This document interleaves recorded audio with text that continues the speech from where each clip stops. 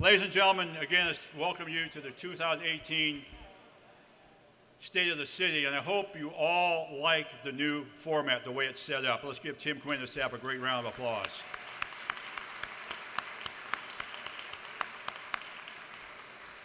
Your chamber, your city is always improving, and it's because of people like you that are here today. It's going to get even better and better and better.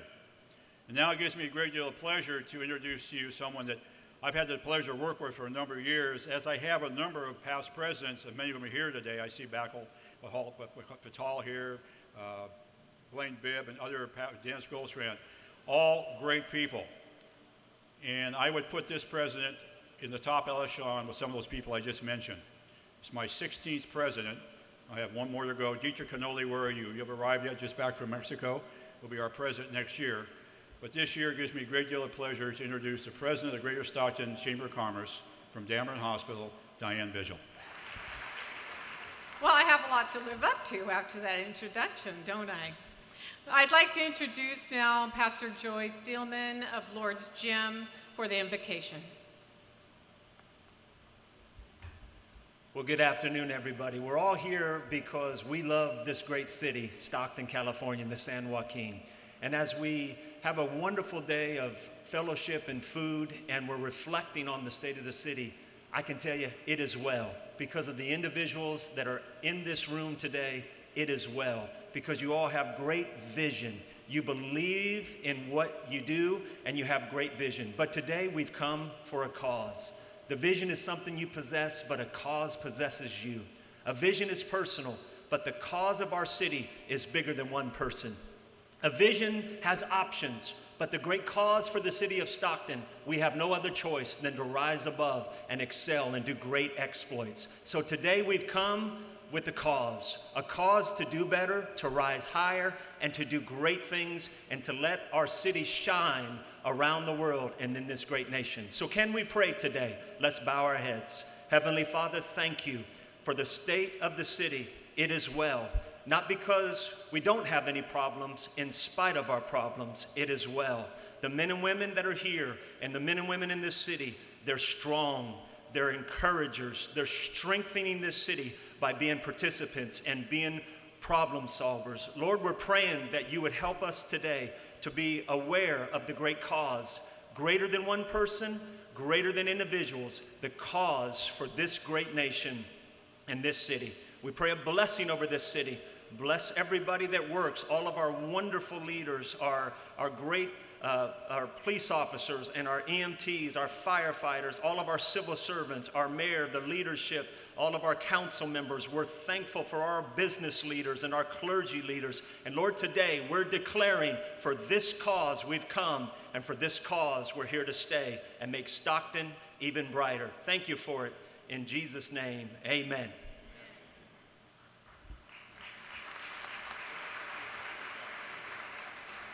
Thank you, Joy. Joy's really made a huge difference in our community and is making an impact on our youth that I think we're going to feel for generations to come. So thank you, Joy. After Doug went to all that work to get you to sit down, would you please stand for the Pledge of Allegiance and the National Anthem?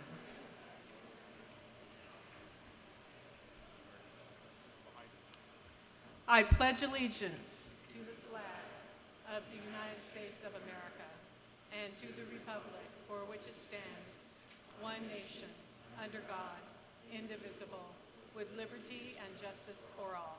Thank you. And I'd like to welcome the Stockton Chorale that will sing the national anthem for us today.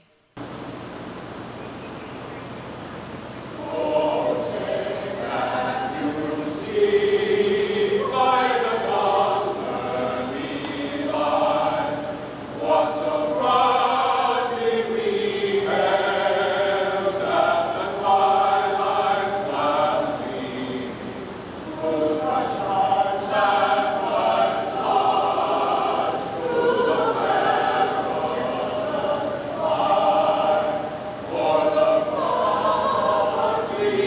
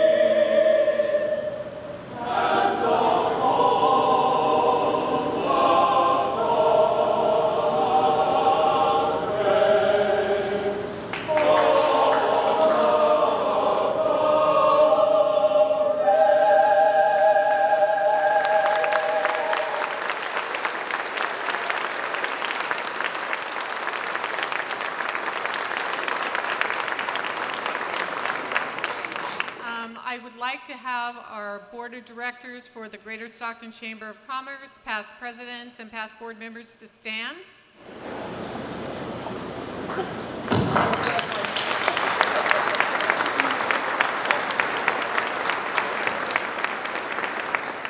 Stockton Chamber of Commerce has been hosting this event along with the Port of Stockton for many years, and we're very happy to have this forum for our mayor to be able to deliver the state of the city, and it's a proud moment for the chamber, and I'm very proud of the staff and all of the people who work to make this event a success today.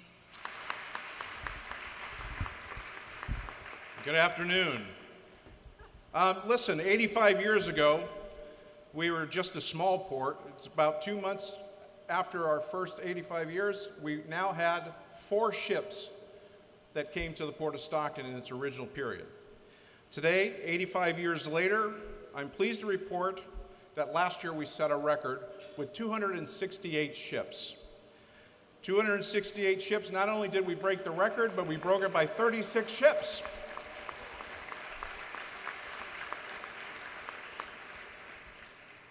Also, our import and exports total tonnage was 4.7 million tons, shattering another record by 1 million tons. How was that performance?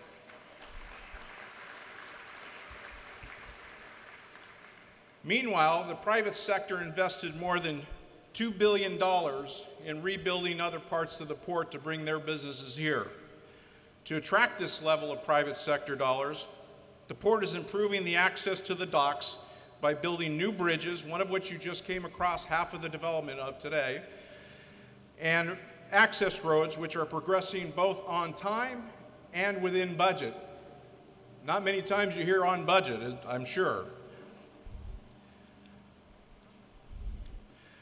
These combined activities have made the port of a major part of an economic foundation of our region, bringing in more than 5,500 jobs to Stockton and the San Joaquin County. Thank you, yes. Now, one of the best parts, now wait for it, it's coming now. I'm particularly pleased to report that all of these all-time records, the most ships, the most goods being imported and exported, and the building of new bridges and roads have all been accomplished without taxing the citizens of Stockton.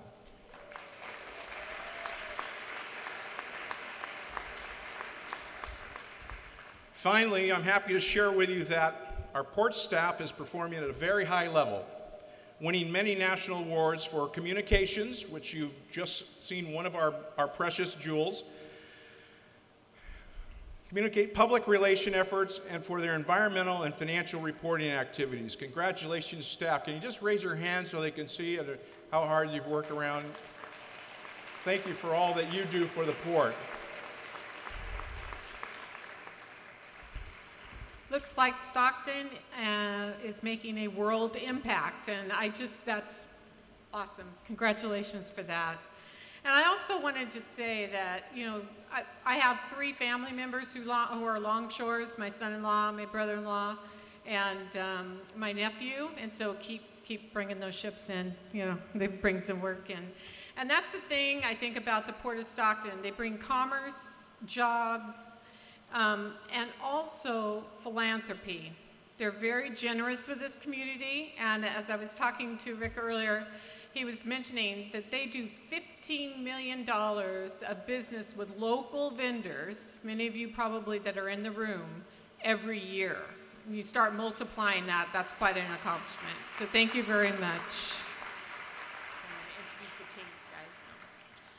Okay, so next up, I think there's a little bit of excitement in the room over the Kinks. At this time, I'd like to introduce John Reinhardt, President of Business Operations for the Sacramento Kings, to give us a few words about Stockton.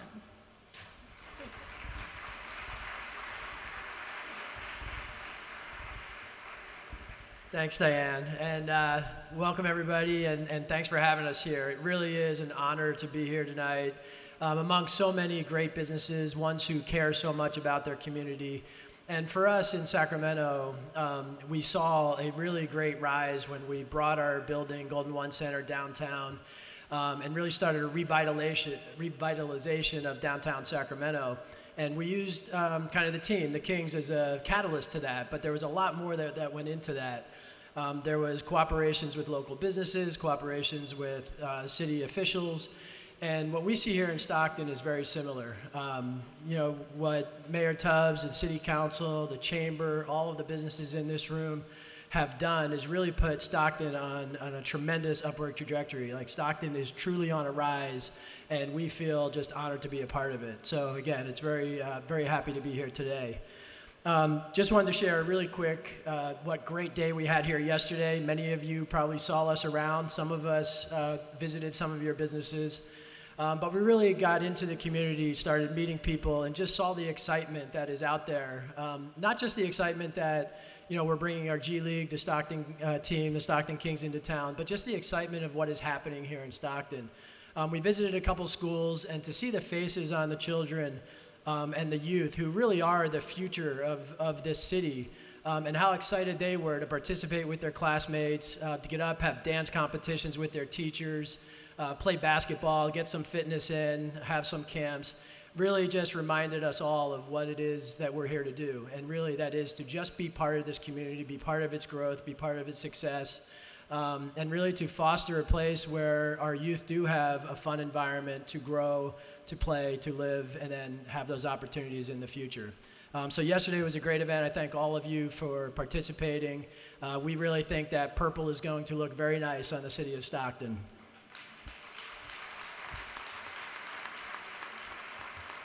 As I mentioned, in Sacramento, one of our strongest things that we had was the partnership with our local businesses.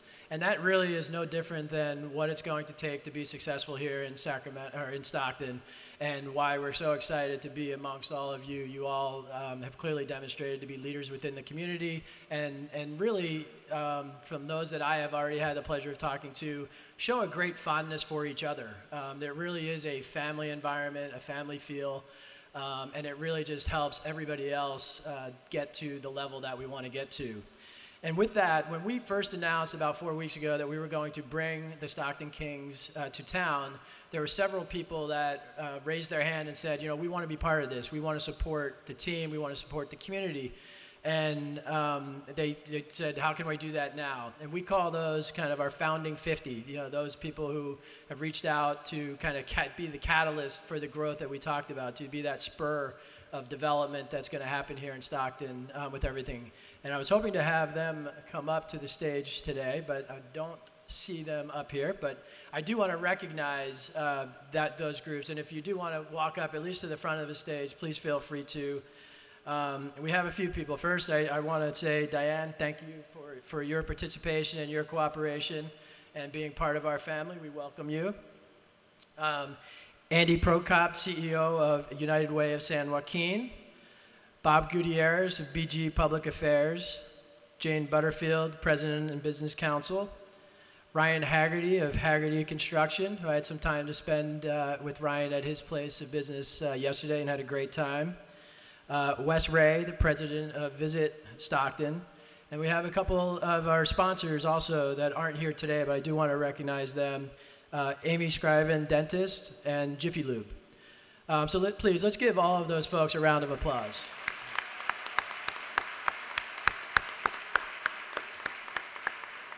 And of course, that is really only the beginning.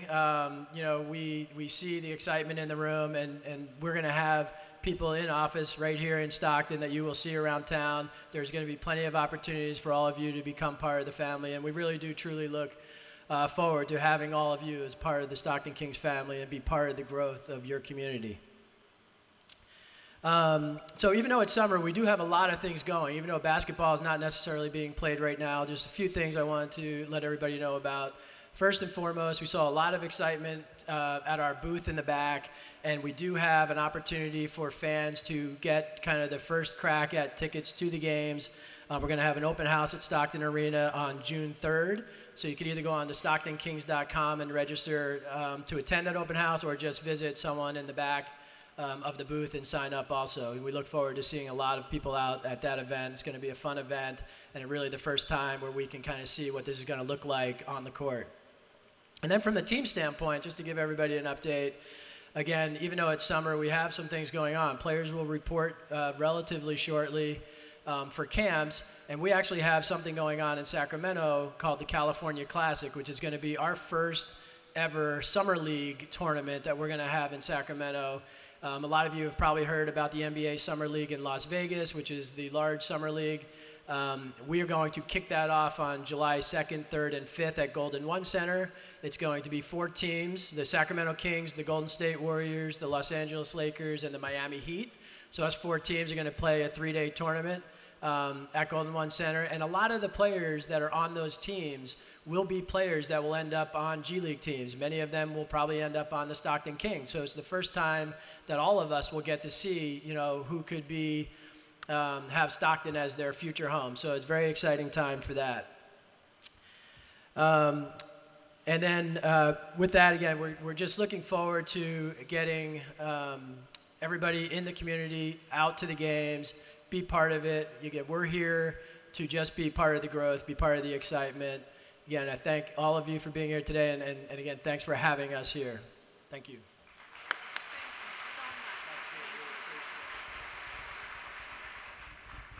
Well, that's pretty exciting. And I have to say, you know, I had to make sure I wore purple today. I had this choice of several different colors, but I don't know, went with the purple. And I also want to say, because I'm selfishly happy that my son, Joshua Vigil, is working with the Kings, and I'm very excited about that.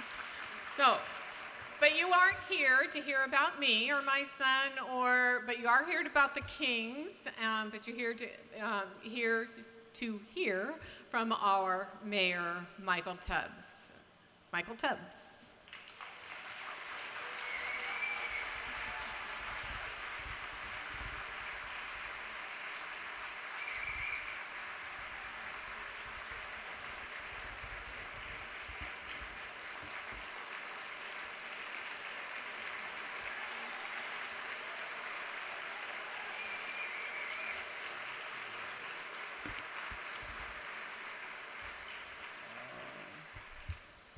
I know you guys are clapping because you think I can get you free tickets. I have no free Kings tickets to give. So good afternoon. We've heard the state of the port. I've learned so much more about rail than I would have ever imagined. We've heard the state of the Kings, and now we're going to spend a little bit of time talking about the state of our great city. So with that, I say good afternoon to you all, to our honored guests, to the city council members, Vice Mayor Holman and Councilmember Andrade, Councilmember Wright, Councilmember Loftus, Councilmember Fugazi, and Councilmember Lenz, to our city manager, our police chief, and all city staff, city attorney, and city clerk, to other elected officials present, and you all, good afternoon. I never get tired of this story, but literally 11 years ago, I went to a city council meeting. My hair was only a little bit longer than it is now. And I asked Mayor Chavez for free tickets to the State of the City lunch. And he happily obliged. And it's not lost on me that just 10 years later, every year, at least for the next 4 years, I have the awesome privilege and opportunity to give that speech. And for that, Stockton, I say thank you. In 2018, it's a great year to be a Stocktonian.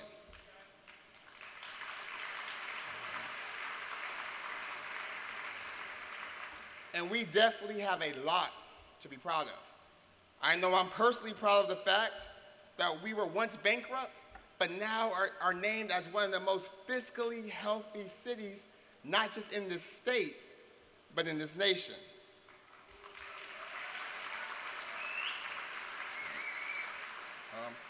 I'm warning, there's a lot to be proud of, so we should sparse out the claps so we can get through this speech.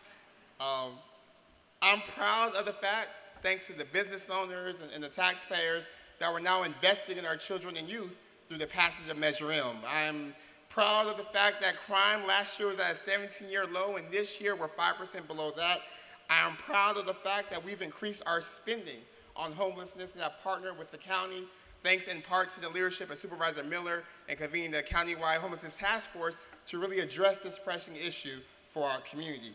I'm proud that the city is going to partner with Caltrans and employ some homeless individuals and help them work and make our city clean and safe. I'm proud of the community members who are working with the county to launch the Ready to Work program. I am proud of the fact that we have attracted major employers like Amazon, adding over 1,000 jobs, and this year I've done over 3 million square feet of industrial space. I am proud of the fact that permits for development have increased nearly 25% from a value of $300 million to $411 million. I am proud that we moved up in the ranks for overall health of our residents, reducing the time Stocktonians spend in emergency rooms, and increasing the number of people who routinely seek medical care.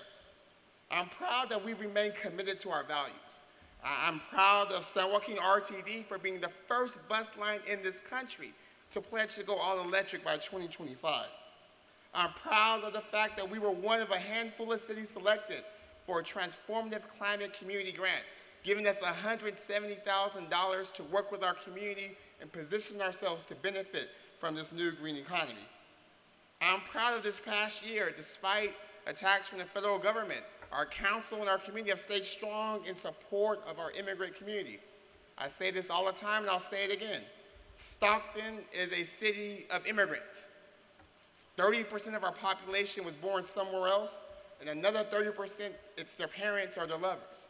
So any attack on immigrants, anytime immigrants feel less safe, it makes our city less safe, and I'm proud of this council and our police department for being bold and apologetic about the fact that we are a community of immigrants, and diversity is one of our strengths.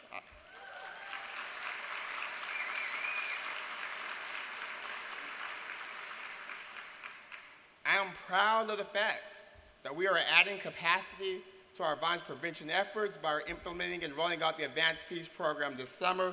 I am proud of the fact that we have filled 5,600 potholes and picked up over 6 tons of trash. Clap for that. You guys complain about trash all the time. I am proud of the fact that we're the first city in this nation to launch a guaranteed income demonstration. I am proud of the fact that we're investing in our young people, the Stockton Scholars. And yes, I'm proud that last year, due in part to these efforts and many of those that you're leading, that we're named an All-American City again. And this year, next month, we're going back as a finalist with the possibility of winning back-to-back. Stockton, yes, we have accomplished a lot. We have a lot of work to do, but I want to start this speech in saying the myriad of reasons why I'm proud to be Stocktonian and proud to be your mayor, because we know far too well the troubles of our not-so-distant past. But today, Stockton is being reinvented into a community of possibility. People are starting to look at Stockton not just for our problems, but for our solutions. And for that, we should all be proud. But what I'm most proud of is everyday Stocktonians that deserve the real credit for where we are today. So I thank you, Stockton. I thank you, the parents that work to raise our children, the residents that continually vote to increase funding for public safety and for parks and libraries. I'd say thank you to the business owners whose success is our success, the products you sell, the customers you serve, all help our city be one that's business friendly. Thank you to all the workers and laborers that make our city function and run. Thank you to the faith leaders, the clergy leaders, community groups that are working every day to make this city safer, more just, and more equitable. And I could go on forever, but let me end by saying thank you so much to our city staff and employees, to our police fires and our firefighters, and to all our civil servants. I said it last year, and I'll say it again. You guys could have given up when the going got tough. You could have left for greener pastures, but you stayed and you sacrificed. And for that, I say thank you.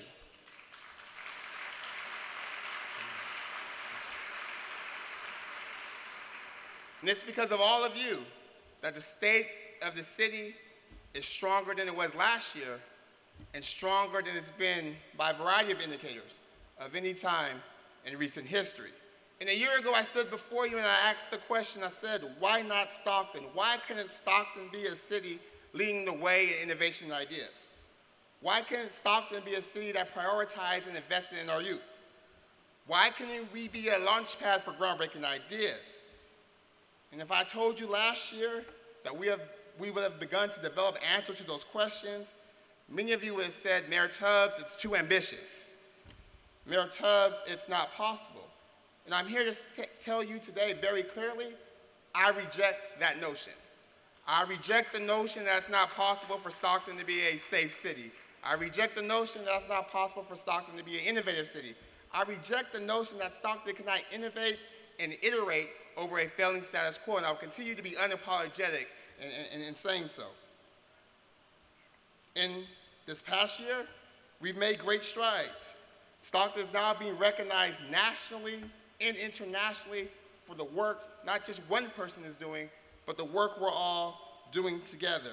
This spirit of reinvention has brought visits from key leaders like U.S. Senator Kamala Harris, State Attorney General Javier Becerra, Lieutenant Governor Gavin Newsom, State Treasurer John Chang, and led us to convene the first ever San Joaquin Valley Leadership Conference and a tour with over 10 federal agencies to come and see what's going on in Stockton and how could they be a part. To that end, this summer, we're hosting 40 foundations in Stockton for a day to spend time thinking and strategizing what can they do to partner with us in all the work that we're already doing. So yes, this year went by fast, and it's hard to believe the amount of work we accomplished in just 12 short months. The most important thing I did last year, though, was get married. So I want to...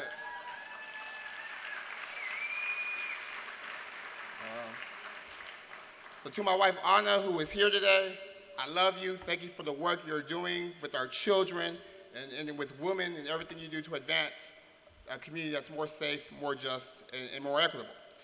Just last month, my wife, Councilmember Loftus and Lenz, convened with a bunch of other community leaders to launch a report on the status of women in Stockton. The report revealed that our mothers, our daughters, our sisters are doing worse on most outcomes than other women in every part of the state, nation, and county.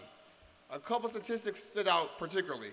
Number one, more women in Stockton live below the poverty level than women in this county, than women in the state of California, and women in the United States, 27%. That number is important because 33% of all of our families are headed by single mothers, meaning our next generation is being raised with a lot of women who are trapped in poverty. The second stat that stood out was that approximately 13% of women in Stockton are unemployed, which is nearly double the national female unemployment rate of 7%. The third thing that was shocking was that emergency calls for violence against women, domestic violence, rape, assault, have consistently, meaning for a long time, been higher in Stockton than in California or in San Joaquin County. So the data is troubling, but it's also our greatest asset as we move forward and craft policies that are tailored to the unique needs of women. This data is an impetus.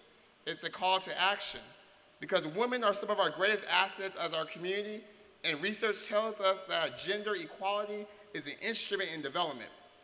We know that investments in women across the world have effects far beyond the individual.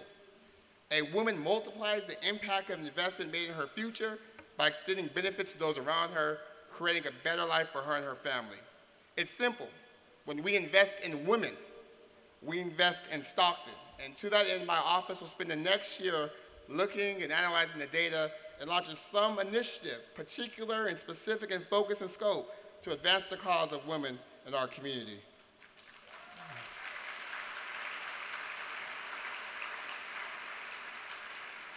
But it's not just with the women in our community that we have work to do. Today, in Stockton, 1 in 4 Stocktonians live in poverty. Today, in Stockton, half of our jobs pay minimum wage. Today, in Stockton, we are still the largest metropolitan area in this state and the second largest in this nation without one public institution of higher learning. So yes, there's a lot to be proud of, but there's also a lot more work to be done. So if last year was about planning and potential, this year, 2018, is about production and implementation. because our city is primed with many opportunities. The groundwork has been laid by the sacrifices from the past, and now it's up to us to complete the work and continue to make our own sacrifices. The question, Stockton, is, are we ready to act? I believe anything is possible in Stockton, and I've seen the odds Stockton's face to get even to where we are today. The people of this city have consistently shown that nothing is impossible if we put our minds together and do it together. One of my favorite stories from my time on city council was the work we did on 8th and Airport Way. Something that people told us was impossible. Closing new Grand Save liquor store, one that was notorious for criminal activity. Police were called nearly 200 times in a one-year period, and I've shared with many of you how that community was determined to organize, to come together, and figure out how to fix it. So the idea 5 years ago that we could close down a problem liquor store, that Mr. Duffy would invest and bring a financial credit union to that community, that we would clean up a nearby park, establish a health clinic, in an area that for decades had been non-neglected, seemed impossible. But guess what, Stockton? We did it. When the community comes together, impossible takes a back seat to the possible. Suddenly, the challenges for decades recede. Because to quote Dr. King, change doesn't come in on the wheels of inevitability, but it comes in through continuous struggle, organization, and work. So it'll take collaboration, trust, teamwork, and an understanding that in many respects, the status quo is not working and must change. I'll say it again. The status quo in many respects is not working and it must change. And this type of model, this model of mutual respect and trust, one of collective impact and an understanding that the whole is greater than our parts, that's what I'm describing when I say the term reinvent Stockton. Our challenges are big, but they are dwarfed by our collective capacity. Because Stockton, when we are focused, when we're aligned, and we have strategic vision and goals, we can accomplish anything to position our city well for the future. And nowhere is this partnership more important than in public safety. In a time where many communities are facing challenges between their law enforcement and the community they have sworn to serve, I'm glad that here in Stockton, although we're not perfect, we strive to build bridges, understanding, and communication between our law enforcement and our public. I tell people all the time that Stockton has the most forward-thinking police chief in this nation, Chief Eric Jones.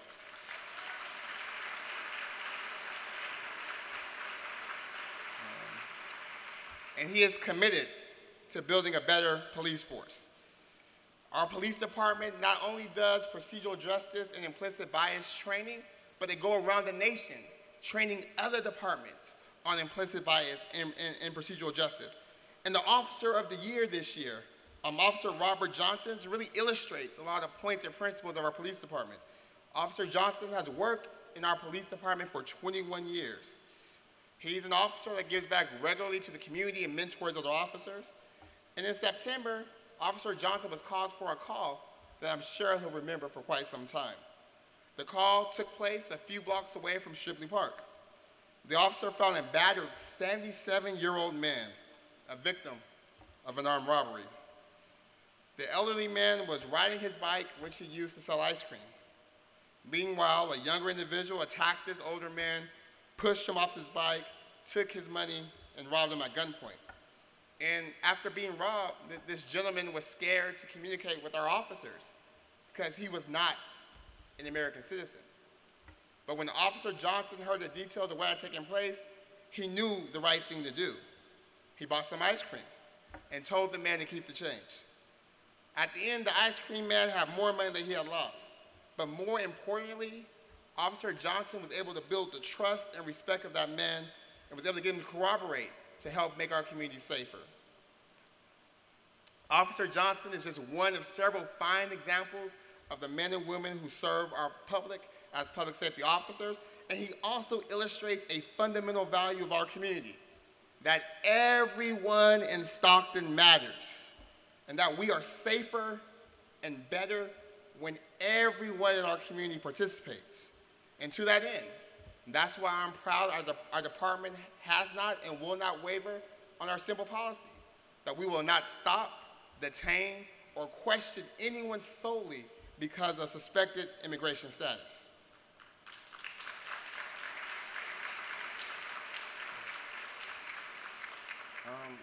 At one point, Stockton had one of the most understaffed police departments in this country. But today, we have more officers than we've ever had at 457, thanks in large part to Measure A and B and then taxpayers stepping up time and time again to support improving our city. So thank you. This year, overall, violent crime is down, along with property crime and homicides. In fact, our non-fatal shootings are down 40%. Despite these trends, however, we refuse to rest on our laurels, and we must continue to be at or below the state average. Because as we learned after that horrific shooting on Mother's Day, we still have much work to do. So today, we remember Gina Zong, Joe Lord, and Kayleen Lord, and vow to continue our efforts to make Stockton the safe community that we all deserve. And I'm so proud of this council because last year we heard that despite overall crime going down, homicides have went up. And instead of pointing fingers, instead of laying blame, we sprung into action.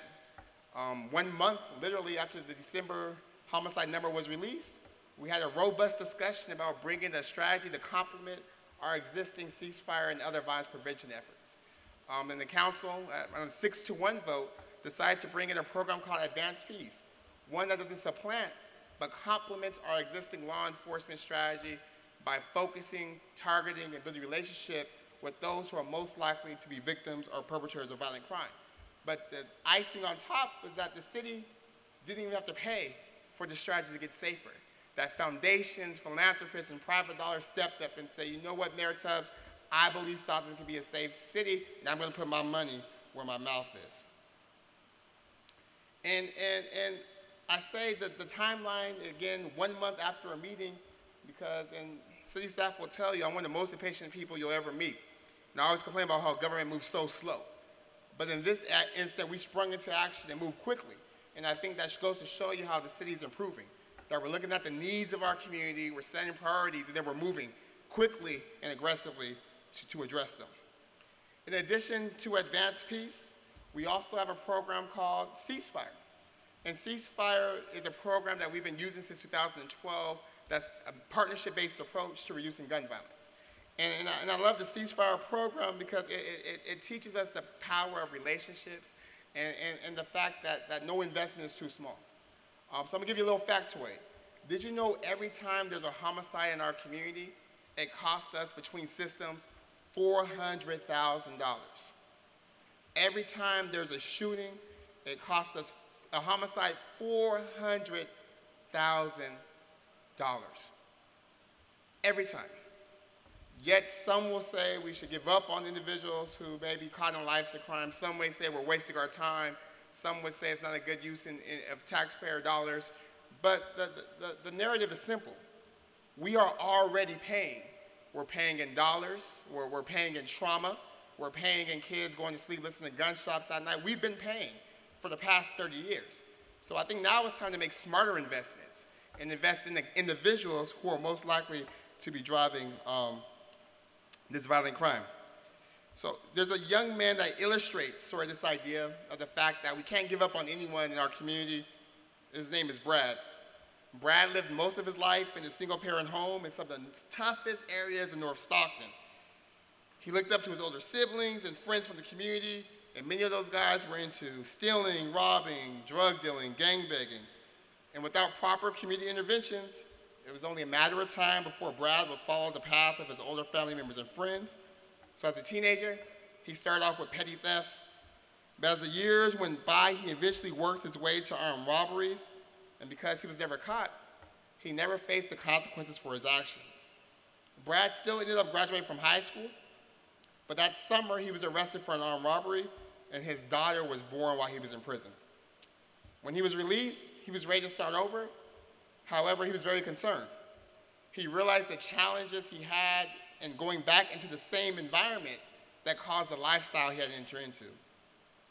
And besides going back to the same environment, Brad had many other obstacles: finding employment, gaining visitation and custody rights, finding a place to live. When he was first released, he was thankful to have his mother by his side to support his goal of changing his lifestyle. And in 2013, Brad attended his first ceasefire call-in hosted by our Office of Violence Prevention. There, he ran into a peacekeeper, Stanley Thomas, and Brad had met Stan during his football days. After hearing the ceasefire message and speaking with Stan, Brad thought the peacekeeper program would be able to assist him with leaving his old ways behind. Shortly thereafter, Brad lost his two older brothers to gang violence. But rather than revert to his old ways, Brad tried his hardest to honor his brother by working toward his dreams of being a good father, husband, son, and chasing his dream of getting a career in music. In 2016, Brad was able to find a full-time job to provide opportunities for him and his family. And now Brad is off parole, married with 4 children. You've been busy, Brad, working full-time, and decided he wanted to start giving back to his community. But then Brad had a question. He said, what can I do to do more for the community? So he became part of our Violence Prevention Leadership Council. And now Brad wants to pursue a career as a peacekeeper with the Office of Violence Prevention. And I share Brad's story in depth today because his story is familiar, too familiar, for far too many young people in our focus areas throughout our city. His story also illustrates what's possible when we don't give up on people, when we don't throw people away, and also illustrates how difficult it is to break cycles of crime and poverty. And it's not possible to do without relationships, support, intervention, and help. So Brad, to me, you represent the hope I have for many in this city. You are an example of the change that can occur only and only if we as a city are willing to extend a hand up, invest in our people, and believe in second chances. You make me proud to take risks and believing that Stockton can be a safer city, and that a key to that safety is investing in the communities and in the young men most impacted by the crime. So Brad, thank you.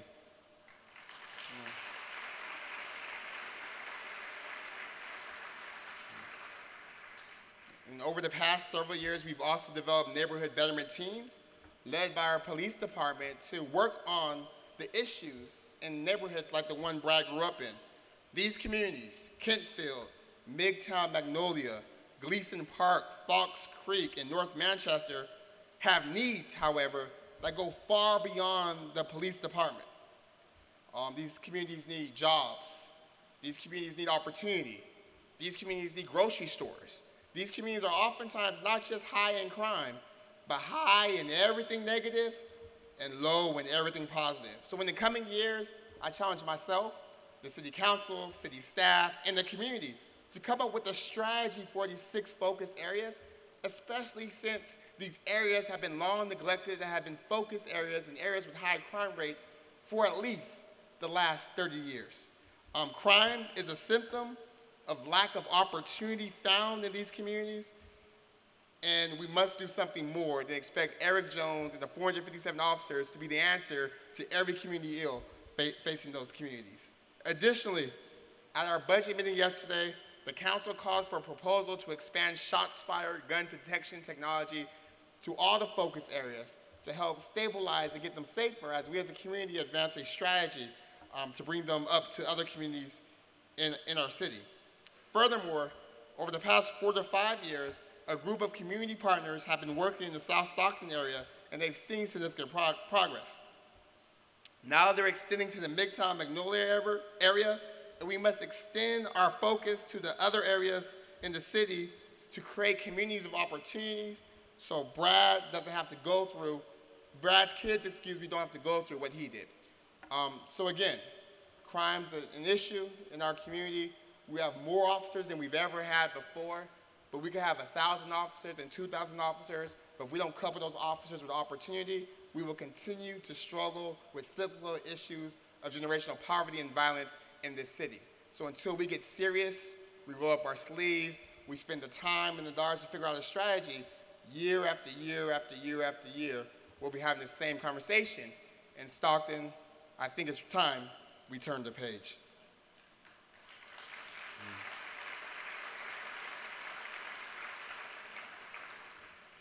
So as I mentioned before, the long-term answer to crime and poverty is opportunity. And the short-term answer for opportunity and crime is education. To reinvent Stockton, we have to build a continuum of supports that support our young people from cradle to career.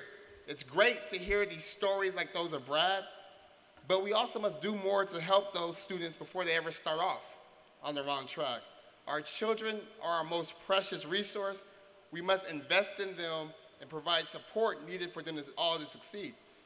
Did you know that in all 4 of our school districts, over 60% of students who graduate don't meet the requirements to even apply for a UC or a CSU? Yes, throughout our city, in Lodi Unified School District, Lincoln Unified School District, Manteca Unified School District, and Stockton Unified School District, the vast majority of our students can't even apply to a CSU Stockton if it was going to be built here today. And that goes to explain why, according to the Brookings Institute, of the top 100 metro areas in this country, we are 99 in college completion, with only 17% of all of our residents possessing a bachelor's degree or higher. In Stockton, I'll be frank, we have to do better, because we all win when all of our children do better. So to that end, in January, in conjunction with the Reinvent Stockton Foundation, we launched the Stockton Scholars Initiative, an ambitious effort that seeks to triple the numbers of students who graduate college and career ready in our city. With an initial $20 million donation, for the vast majority of students, starting next year in Stockton Unified, CSU tuition will be essentially free. And we seek to send a clearer message to the city that we have high expectations, high standards, but to our young people, if you do everything we say, you go to school, you do your homework, you stay out of trouble, when you graduate, tuition and fees won't be a barrier for you pursuing your higher education at a 4-year school, at a 2-year school, or even at a trade school. Because I truly believe that our children, our students are definitely worthy of investment. So I've done the initial work.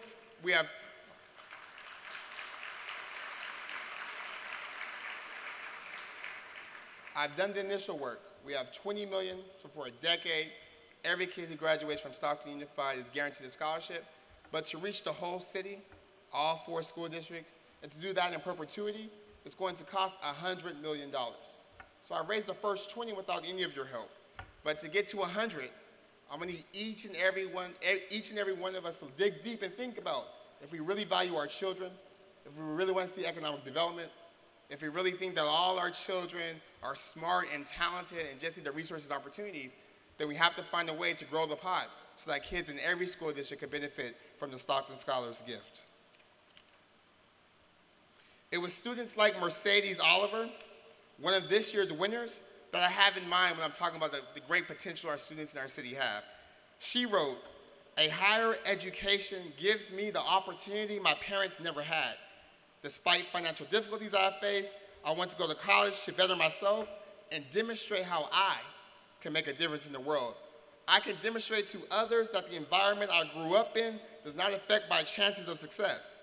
My career goal is to improve the lives of others, especially children." And it was principals like Brian Biederman and people like Stockton Dev Hassan Ali I had in mind when we launched the Principals Challenge, to give $50,000 to principals to think through ideas that will make their kids more ready for college and career when they graduate. Hassan's a former Edison student, valedictorian, went to UC Berkeley, got his education, then decided to come back and start a company that helps children with the most learning disabilities learn and do better in school. So Hassan and his former principal have teamed up to create a program that hopefully will boost achievement and attainment at Edison High School. And since the exciting announcement in January, several donors have reached out to support our efforts. Earlier this year, Wells Fargo gave $50,000 to the cause. The Duffy Family Foundation gave $25,000. And earlier this month, PG&E announced a $500 million contribution to support the scholarship program, and another $500 million to support educational initiatives in the city. So give it up for them, please.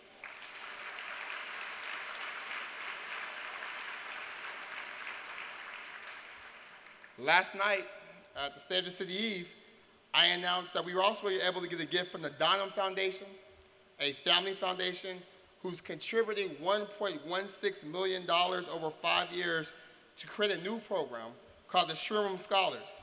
This program will go to any student in any school district, Manteca, Lodi, Stockton, or Lincoln, provided they get into a UC or any other top school. And that's very encouraging because the Donald Foundation is not based in Stockton. They don't do business in Stockton. They don't personally benefit from Stockton doing well. But yet they were so inspired by the commitment we're making to our children that they put $1.16 million in the pot. So thank you to them.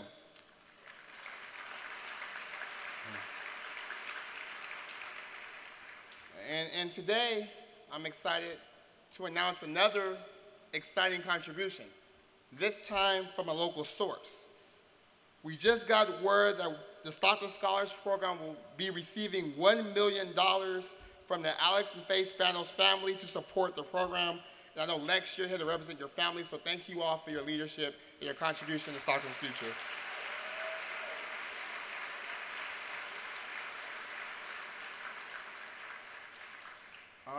And this passion from education comes from two beliefs.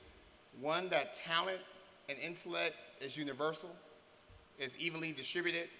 You can find it in South Stockton, you can find it in Down Avenue, you can find it in Brookside, but oftentimes resources and opportunities are not.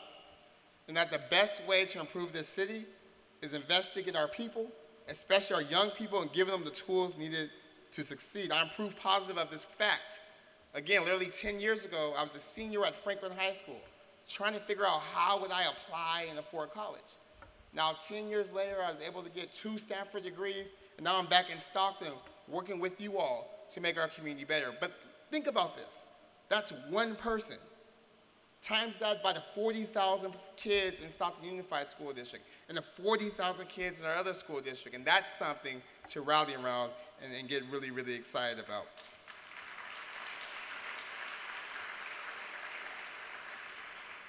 And over the past several months, Councilmember Dan Wright has been doubling as the interim superintendent of Stockton Unified Schools. So Dan, while speaking about education, I want to take this second to say thank you.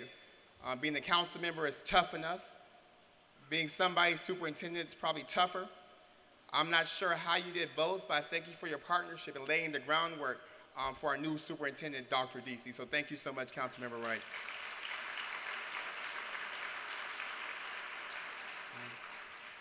I also want to take a moment to say hello and welcome to our new superintendent, Dr. John Deasy, and congrats to the Stockton Unified School Board for unanimously selecting a new leader to lead our schools.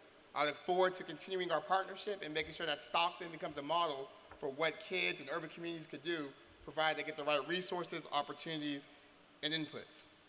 Because it's critically important that we increase our numbers of individuals with a degree. Studies show us that nearly 40% of jobs will require higher education in just 12 years. So for our current kindergartners, 40% of jobs waiting for them will require some sort of degree. And if we don't change course quickly, 12 years from now, 13 years from now, they'll be stuck in menial minimum wage jobs. And that's not what we want for our children or for our future. And that's why I'm not only interested in supporting kids and going to college, but doing everything we can to bring a CSU or a UC right here in Stockton.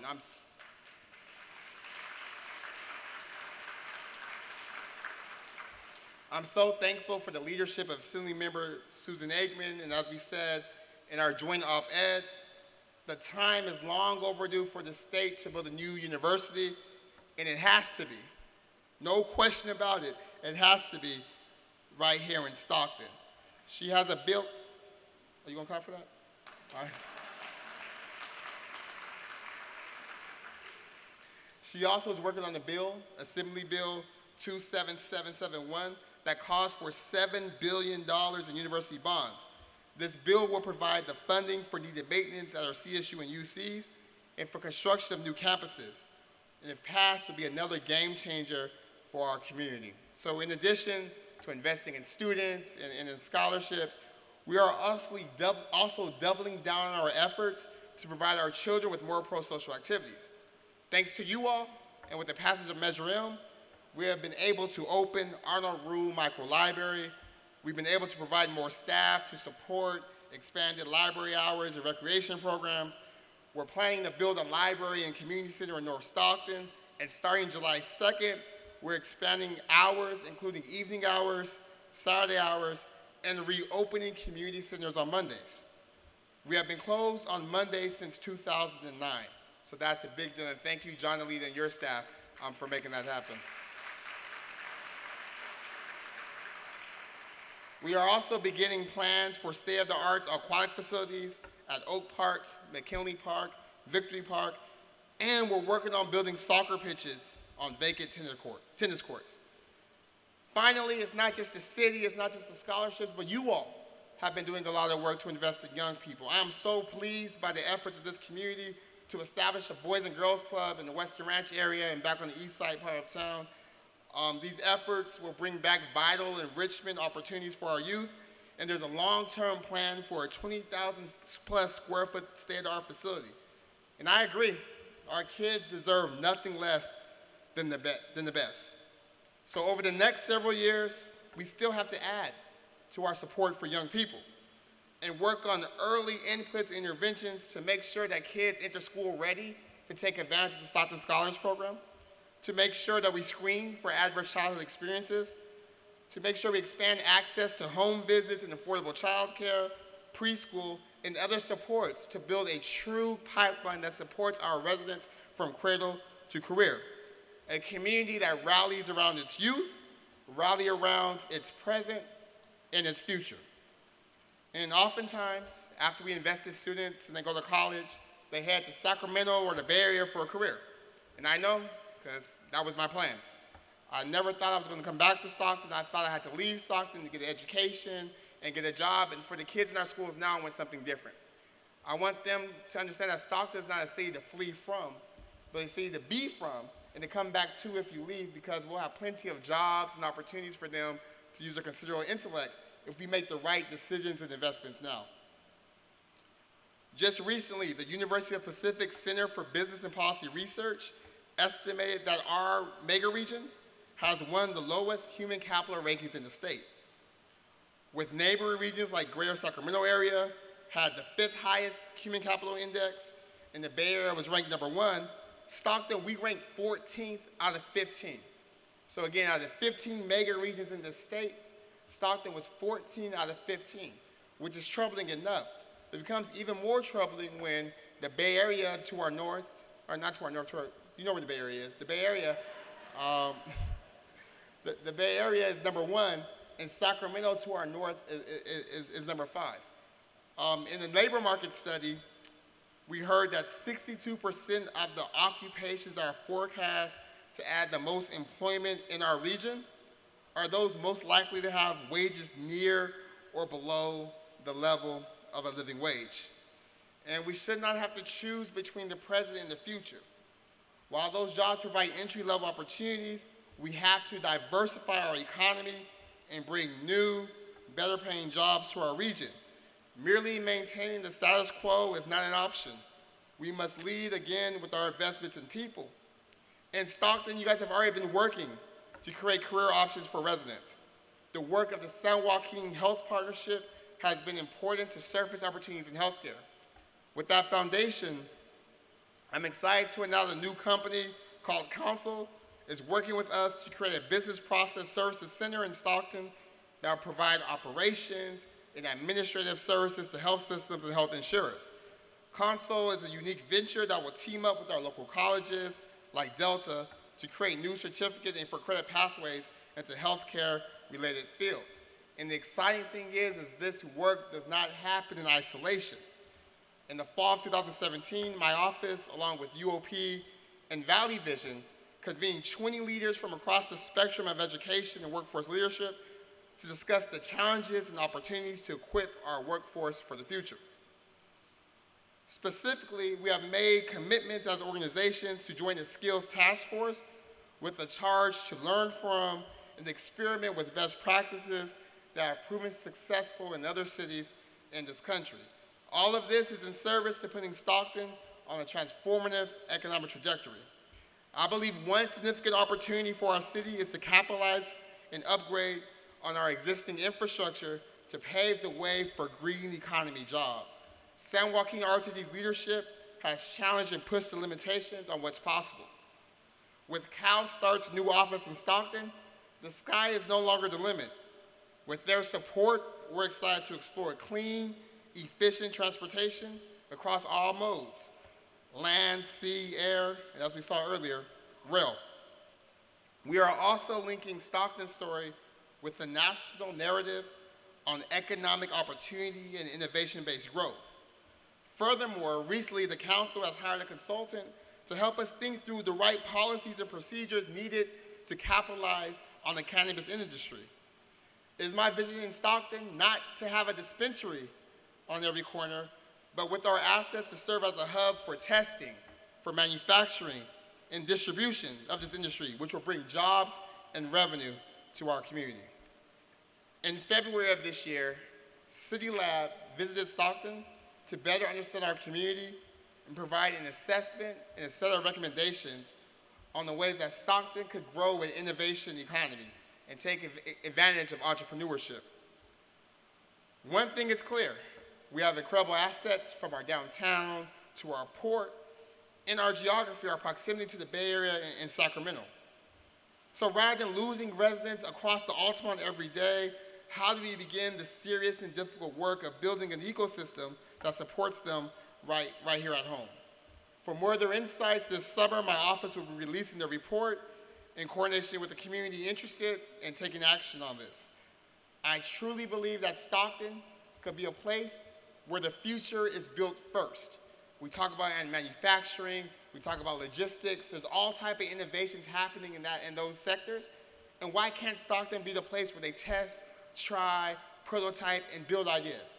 And over the past several months, we've heard interest. So I hope to report over the next several State of the City addresses new companies coming in who are helping lead and usher Stockton into the future. One place that's embracing the future is our downtown. Trail Coffee has recently opened their new doors downtown.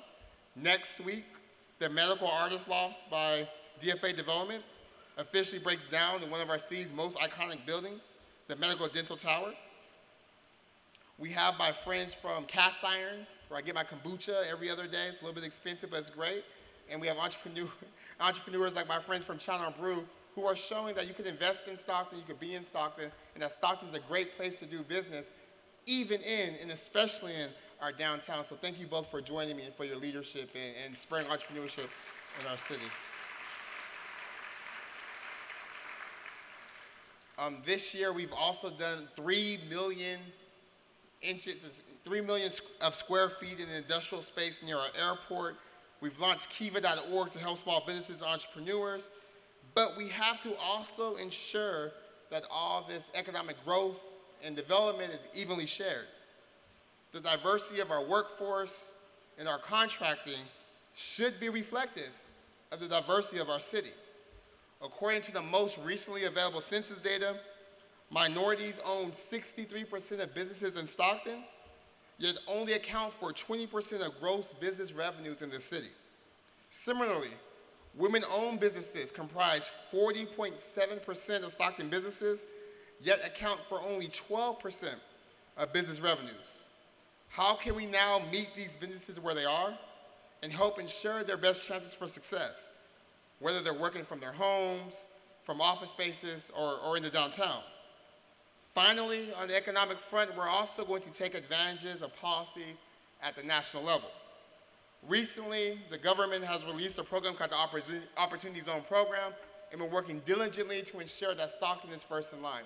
So to that end, next month, I'm speaking at the Forbes 400 Philanthropy and Entrepreneurship Summit to make the case for Stockton to be the test case city, for why the Opportunity Zone Program could work in a community that doesn't just have opportunity, but has residents and entrepreneurs willing and able to roll up their sleeves. And while we spend a lot of time thinking about how do we position Stockton's economy for the future, there's many residents who are struggling with the economy in the here and now. As I'm speaking, I'm reminded of Louisa, a member of our community I recently met with. She's a school crossing guard and playground monitor working at one of our schools.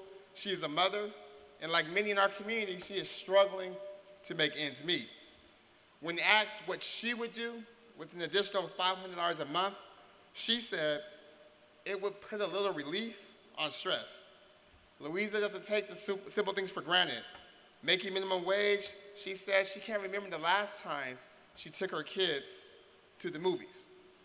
And today, our community is filled with folks like Louisa who are working harder and harder only to fall further and further behind as rents and cost of living continues to rise while wages remain stagnant.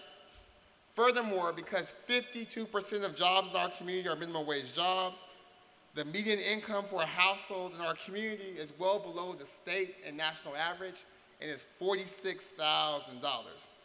These statistics and the amount of effort people in this community work make me unapologetic about the need to be bold about finding solutions to these issues. To that end, last year we launched the Stockton Economic Empowerment Demonstration, the nation's first Morrell-led guaranteed income demonstration that will give a select number of Stockton families $500 a month starting next year. And I've been talking to luminaries like Sarah Palin and Chuck Woolery on Twitter. You guys know Chuck Woolery, right? The Love Connection guy? He tweeted me, and we had a conversation about this program. And he had concerns that I'm sure many of you have shared. His first concern was it's a waste of taxpayer dollars. Well, like everything else, this program is philanthropically funded thanks to the Economic Security Project and the Goldage Foundation, who are providing $1.5 million for this effort. His second concern was that it rewards laziness and sloth. And I told him, well, actually, 60% of poor people work. The issue is that people are working hard and they can't pay for bills. The third thing he said was, why would you try this in a bankrupt city? And I gently reminded him that actually, we were bankrupt, but now we're like the second fiscally most healthy city in the state. And the idea behind this is not a new one. It's as old as the Republic itself. Thomas Paine wrote about this in the Agrarian Revolution. Dr. King, who we just celebrated not too long ago, called for this before he was assassinated. And I'm excited and I'm proud to launch this demonstration in Stockton for a couple of reasons. But the first and more important one is this. For once, the eyes of the nation are on Stockton, not to see the bad, not to see the crime, but to see the resourcefulness, the resilience, the tenacity, and the creativity of folks in our community. I've sat in focus group with mothers who have told me that $500 enough will be enough for them to enter back into the workforce or to pay for childcare. I've sat with students who told me that $500 a month will allow them to go to school full time and finish the degree in a more timely manner. I've heard from members of my own family about how $500 a month would help them save for a rainy day, because in this country, in this state, and in this city, 1 in 2 Americans, Californians, and Stocktonians can't afford one $500 emergency. So to that end, we've recruited a new director for this program, Lori Espina. We have a national research team helping to do the research, and we hope to begin disbursements at the $500 a month to Stockton residents, not your money, philanthropic money, starting early next year.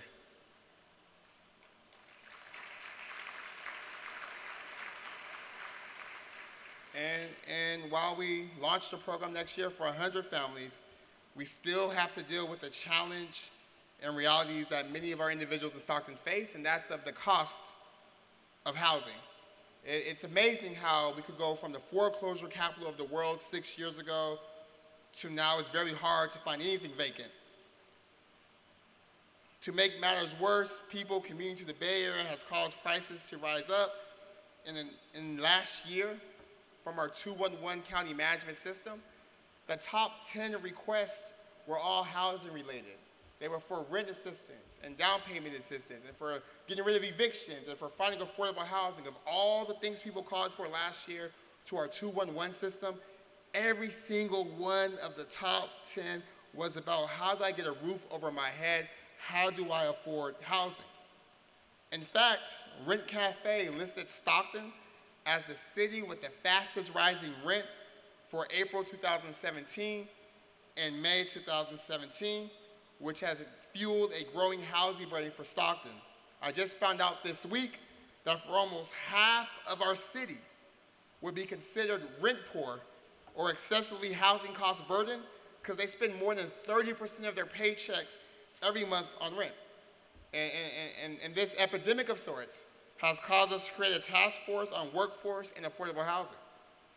Working with industry stakeholders and with the support of McKinsey Global Institute, we're going to be looking at addressing the causes of the housing shortage, and will recommend policies to encourage the sustainable development of housing that is accessible for our residents whom have a median household income, again, of $46,000. And while we wait for the task force to do its job, we're still working.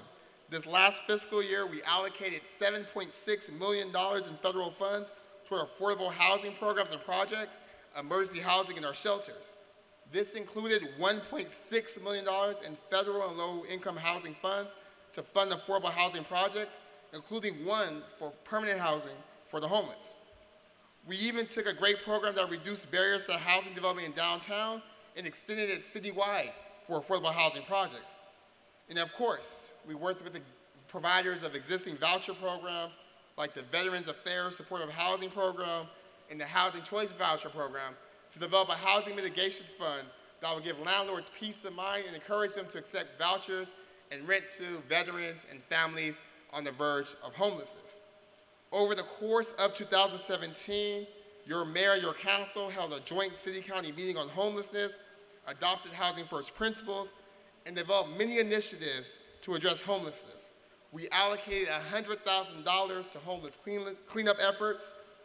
In January of this year, Supervisor Miller, myself, and HUD Administrator Jimmy Strackner announced a $4.4 million award to Stockton and San Joaquin County to pay for permanent supportive housing, to pay for rapid rehousing, to pay for housing for foster youth, to pay for a database to coordinate homeless efforts, and $129,000 to pay for a newly created homelessness administrator position, or as I love to call it, the homelessness czar position. And that's not it. In February, the council approved loans for affordable housing activities, including $300,000 to STEM and the Housing Authority to fund permanent supportive housing for the homeless, as well as general fund dollars to help the homeless program administrator.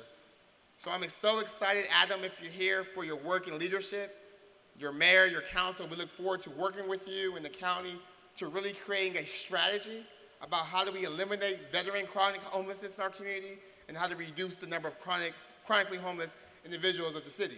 It won't be easy. It'll take a lot of work. It'll take a lot of effort, but given the calls, letters, emails, texts, Facebooks, Instagrams, Twitters I receive from folks about the homelessness issue, I'm sure, Adam, our community is ready to rise to the challenge. But California is in the midst of a housing crisis, so it's not going to be enough just to wait for Adam and the county and the city to coordinate around ending chronic homelessness. So to that end, over the next several months, this council will have to debate several proposals. This council will have to look at the Stockton Economic Stimulus Plan and figure out whether and when we'll extend it and what enhancements need to be made, whether it's with raising necessary permit caps or extending the sunset to signal to the market that we want folks to build. This council may have to look at and debate a just cause eviction ordinance to secure the rights of tenants who are doing all they can to stay housed.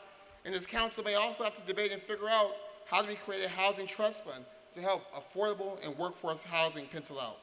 Furthermore, this summer, this council will vote on a general plan that promises to be progressive, infield focused, and about growing Stockton the right way for our future. So as I draw to my close, there's a phrase that says, if you want to go fast, you go alone. But if you want to go far, you have to go together. And as I've outlined, we do have many challenges in our community today. One that has become a powder keg of energy and effort and conversation has been one this city has been discussing since 2010. And that's what to do with our 2 city-owned municipal golf courses. On one hand, it was inspiring and great to see the community care so passionately about an issue. Yet on the other hand, I had to ask myself, what else could we accomplish if we had the same passion, energy, organization, and vigor around the myriad of other challenges that our community faces. On this stage last year, I said I wanted to end the city's subsidy for golf. And most of you guys know how the story goes by now. Again, since 2010, the city has struggled with solutions for the increasing subsidy for golf courses, while cutting things like police and fire and staff and library hours. I would say that in this instance, we probably moved a little bit too quickly to get things done, but it's because, frankly, I didn't think the city could afford another decade of kicking the can down the road and not engaging in a tough conversation. It was a valuable lesson for myself, for city staff, for my staff. And again, last summer, just to set the record straight for the last time, we instructed the city manager to come back for options. The entire council did, not just Zara Tubbs. The entire council instructed the city manager to come back to us with options for eliminating the golf subsidy. What could we do? On December 4th, we had a meeting to discuss the options that were presented, and we heard pretty clearly from the community that those options weren't acceptable. What was lost in that meeting is that at that time, again, the council said, okay, city manager, could you help us come up with other options? So I'll be the first to admit, maybe the rollout was a little bit rushed. We probably could have communicated that thing better. But again, in a city with so many issues, we have to be able to discuss hard things while being truthful about facts and while remaining civil. And I get it. Given previous experiences with city government, it makes sense why people were distrustful and thought some backroom deal had been bought and thought that me and Oprah had conspired to take over the golf course. Literally, I got that message 3 times a couple months ago.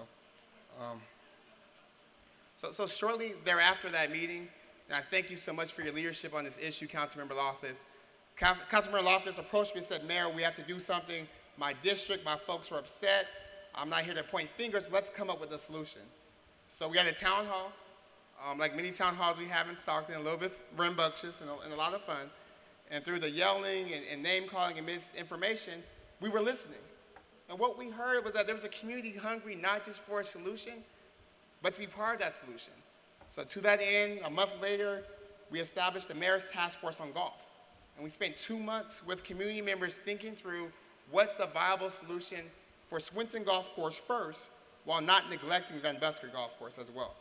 And to that end, this week we announced the city is putting out the golf course for an RFP, also known as a request for proposals. To make it very clear, once and for all, this is what an RFP is, this is what the RFP does, and this is why the RFP is a good idea. Number one, the RFP is a good idea because it signals the city is committed to keeping Swinton open as a golf course, provided someone else operates it.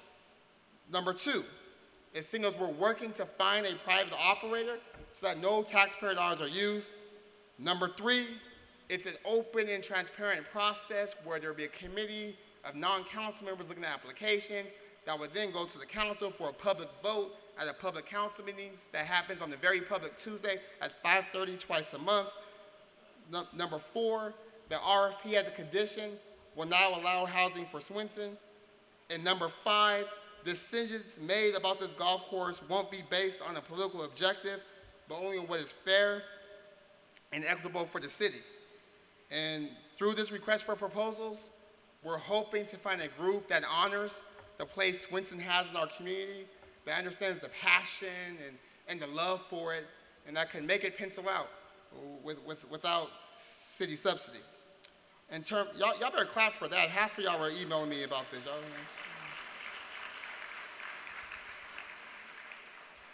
But again, we're talking about not one golf course, but two. So our plan for Van Busker will go through a similar process where we'll meet with the community, we'll spend time in engagement, we won't rush rollout, and hopefully by this time next year, we have viable solutions for both of our city's golf courses, because in Stockton, we care about both Swinton and Van Busker.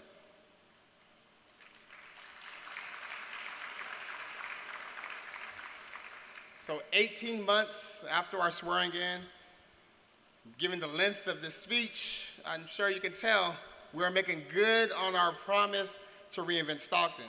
We are leading with values, We're leading with ideas.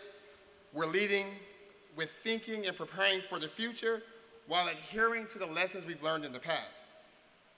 18 months from my swearing in, however, we still have real challenges to address, but I am resolute in my belief, Stockton, that there is nothing we can't tackle, provided we do it together. In Stockton, our strength lies in our diversity and in embodying the creed of our nation, that out of many, one. And the only way we can move Stockton forward is to cheer for, fight for, and care about every part of this community as our own. If there's an immigrant in Stockton who feels unsafe, I care, even if I'm not an immigrant or anyone in my family. If there's a homeless individual that's struggling with mental illness or drug use or simply because they can't pay rent, as a Stocktonian, I care, even if I'm not homeless. If there's a kid in Kentville going to bed listening to gunshots, as a Stocktonian, I care, even if it's not my kid, even if it's not my neighborhood. If there's an elderly person in Parkwoods who's struggling with medical costs, as a Stocktonian, I care, even if it's not my grandmother, even if I don't live in Parkwood. If there's a single mother struggling to provide for her family, as a Stocktonian, I care, even if it's not my mother or my sister or my daughter. If there's an ex-offender coming back to our community who's looking for a job and can't find employment, as a Stocktonian, I should care, even if I don't have a record, even if I don't have felonies. If there's a student in our high schools or elementary schools that isn't reading at grade level, as a Stocktonian, I care, even if my kids go to Stanford, even if I don't have kids, even if my kids don't go to that school. Out of many, one Stockton moving in one direction, and that direction is forward. Because there's been times in our community when we didn't believe that. The idea that out of many was one city. Vice Mayor Holman tells a story about growing up, how he wasn't allowed north of Main Street. Most recently, there's vandalism at the Little Manila Center here in Stockton. And in talking with Dylan Delville, executive director, I learned that in the 1930s, that center was actually bombed for having too many Filipino people in it. It's important, Stockton, that we learn from our history and model better behavior for the next generation. If we are really honest with ourselves, we can respect and resolve to work on the fact that some of these deeply rooted issues of sexism or xenophobia or homophobia or racism have not completely faded away. That we don't always believe or behave as a community in a way that reflects our belief in unity or in the fact that out of many of us comes one beautiful community. And in that, Stockton isn't unique.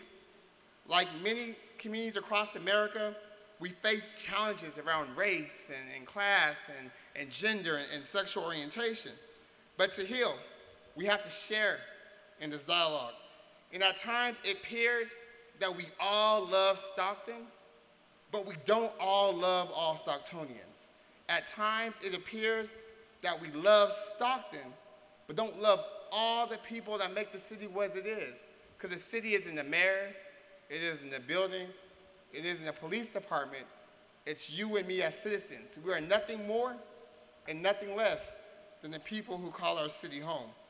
And I was recently reminded of this challenge in a series of letters I received from a high school government class about the golf course.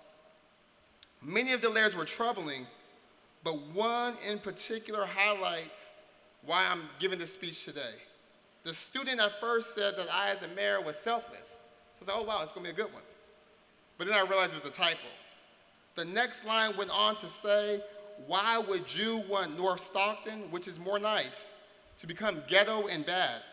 Low-income people around nice areas, sooner or later, that area will become ghetto and ugly too.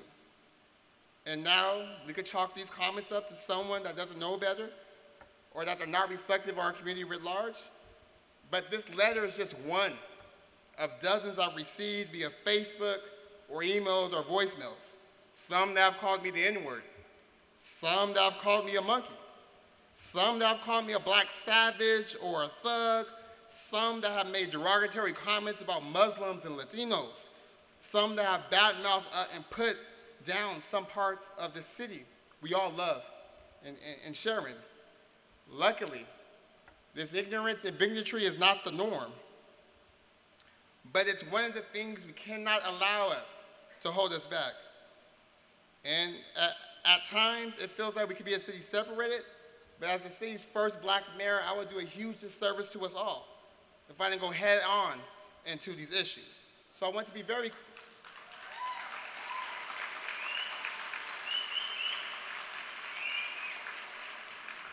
I want to be very, very clear. To quote Dr. King, in Stockton, we are caught in an inescapable network of mutuality, tied in a single garment of destiny. Whatever affects one directly affects all indirectly. Out of many, one. That's what I mean. That's what we mean when we say reinvent Stockton. And at another school, I received another letter that gave me hope for the young people and for our future. A fourth grader wrote, "On the news, you always see something bad. It's never about a good day someone had. We always see people getting bullied and hurt, and more people sleeping in the dirt. There are other people out there who have it worse than you. Just put yourself in their shoes too. One act of kindness is all it takes." In Stockton, as a city with a challenging past and a promising future, the one thing I know is that regardless of our differences, we can come together to build a better tomorrow. The Christian Science Monitor actually wrote an article about Stockton and about our diversity. And it talked about Farmers Feed Co. and the owner, Mike Fleming. His family has owned this business since 1941, and it's been a staple in our community. He talks about how some of his customers have problems speaking English. And he says, when they see me, I'm a white guy, actually speaking Spanish, they see me kind of vulnerable and putting myself out there for them. It makes them feel comfortable, and that's what I like. The article goes on to say, Stockton provides a snapshot of an increasingly rare reality in 2017 America. What happens with people with a broad range of histories, ethnicities, and ideologies rely on one another within the same community. This is the Stockton I know. This is the Stockton we have to be, and this is the Stockton that I know we can build. I want Stockton to continue to be a city that grows people, like this year's Key to the City recipient. This young man grew up on Spring Street and has lived in Stockton all his life and is a proud graduate of Edison High School. He was a track star and transitioned to working in law enforcement and ended up having a very distinguished career, serving 20 years with the Sheriff's Department and 14 years with the District Attorney's Office, serving his last 5 as the first African-American chief investigator in the state. After that, he decided to continue his service, and thankful for his wife, in addition to being the elder at his church, and applied to be on the city council. He has served the council well for 10 years, helping us exit bankruptcy and helping position us to where we sit today.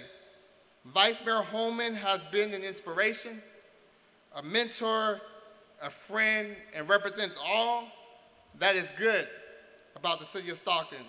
Please join me in celebrating Vice Mayor Holman and his wife.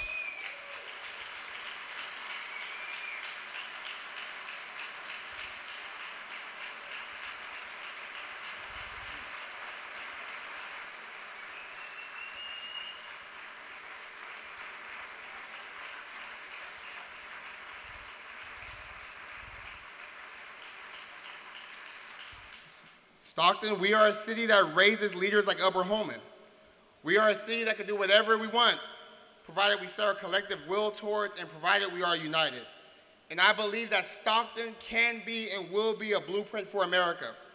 We can demonstrate how a city with such diversity can face issues of poverty, affordability, education, and public safety, how to get one Stockton out of many. To get there, we have to set aside our differences, petty divisive issues, and preconceived notions of each other so that we can come together and build upon the opportunity we have before us. Last year, my challenge was to look at each other and say, why not Stockton? This year, my challenge is to look inward and ask, can we show this country that we are one city, diverse, battle-tested and ready to work hard to provide our children with a better future, to attract industry, to grow the jobs of the future with the opportunity we have today. Today, I challenge us to move forward together, to reject the notion that better is not possible, to reject the notion that we're not one community with many faces, to reject the notion that we can't reinvent Stockton. Stockton, our time is now. It's an absolute honor to be your mayor. The state of our city is stronger and will continue to get stronger as we get closer together. Thank you. God bless Stockton. God bless you all, and God bless America.